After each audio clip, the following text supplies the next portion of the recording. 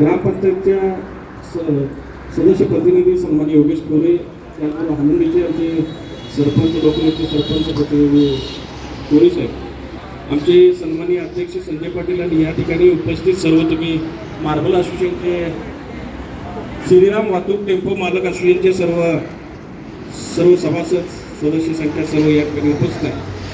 खऱ्या अर्थानं बघितलं तर परवा कोरटकर ह्या नावाच्या व्यक्तीनं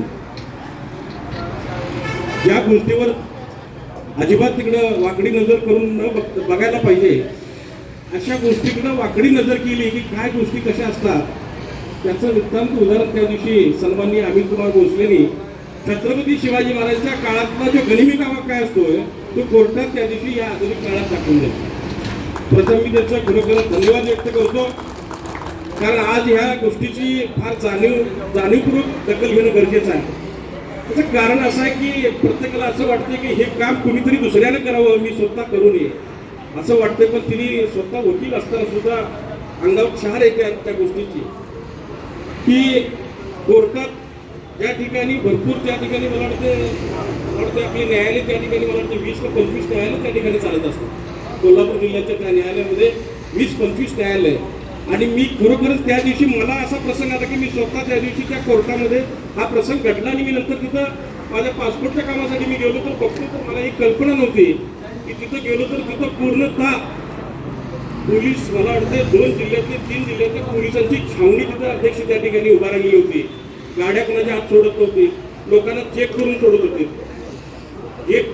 कोर्टाच्या गेटवरती सर्व पोलीस फौज फाटा त्या ठिकाणी होता, आत तेवढाच पोलीस फाटा होता.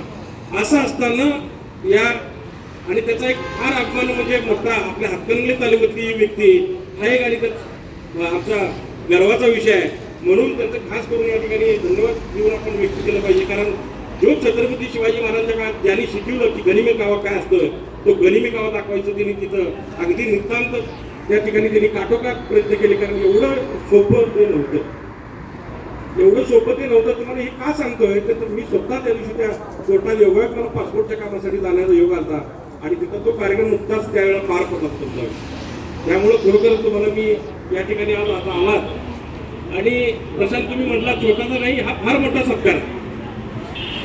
एवढा सत्कार छोटा नाही आहे, हा फार मोठा सत्कार आहे. एवढं सोपं नसतं काही गोष्टी. कारण स्वतः वकील असताना त्यांना या सगळ्या गोष्टीची माहिती असताना त्यांनी ते पूर्णतः छत्रपती शिवाजी महाराजांच्यावर जे प्रेम होतं ते प्रेम दाखवायचं काम आपलं शिक्षण कलम बाजूला ठेवून करायचं काम त्यांनी केलं.